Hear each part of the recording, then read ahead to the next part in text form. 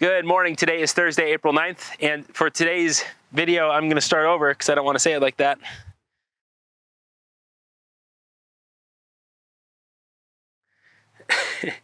Good morning. My name is Zachary Bauk. I'm the Chief Investment Officer at Denver Wealth Management. And one of the things we've been talking about over the last 8 weeks is what is the outcome we are hoping to achieve by the coronavirus quarantine? Because it has seemed to me from the very beginning that if we all go into quarantine, coronavirus cases come down, we all come out of quarantine, well, the coronavirus is going to spread again, and we're going to go back through this thing over and over. So what is the end game? What's the end game for the coronavirus? So as you can see, you have a slide on your screen now. And this is something that is called the hammer and the dance. And I have found out from various financial and government and medical professionals that this is the policy that the US government has taken for how they're going to address the coronavirus. And we call it the hammer and the dance. So you can see the black line is what happens if we do nothing. Coronavirus cases skyrocket, hospitalization skyrocket, deaths skyrocket.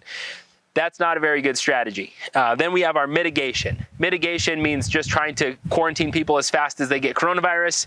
That doesn't really work because of the delayed onset and symptoms, which I'm sure we're all an expert at by now. So the hammer is that we quarantine everybody, we shut down hotels, we shut down restaurants, we shut down games, we shut down as much of the economy as we can. And now what does that do? It allows us to learn how this is spread. It allows us to cut the virus growth. Understand the true cases that are at risk. It improves the treatments. It just buys us time in every way to reduce the potential deadly impact of the coronavirus. But what happens when we all come out of quarantine? Well, that's what we're calling the dance. The dance is basically where our goal is to keep infections low.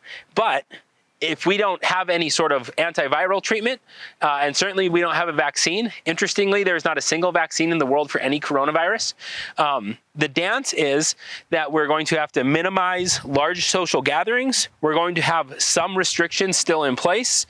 And then when coronavirus starts to spread, you see an outbreak in cases, we're going to have to tighten up again. And this is certainly going to be the case for the future. It does not seem as if coronavirus is going to go away because of the warm weather. You can see it's sunny and 75 degrees here today.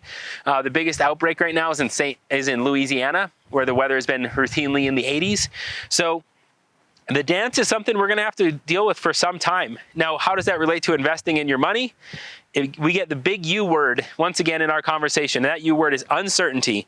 We do not know what's going to happen with small businesses. We do know that today the Federal Reserve, once again, has announced a colossal stimulus program for small businesses.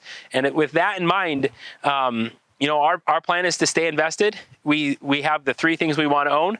We want to own large companies that are going to flourish through the recession. We want to own small companies that are going to grow because they're technology related. And we want to own cash for future opportunities. If we do those three things, no matter how painful the dance is on an economic level, we think we'll get through this not only unscathed, but potentially with the opportunity to grow even more.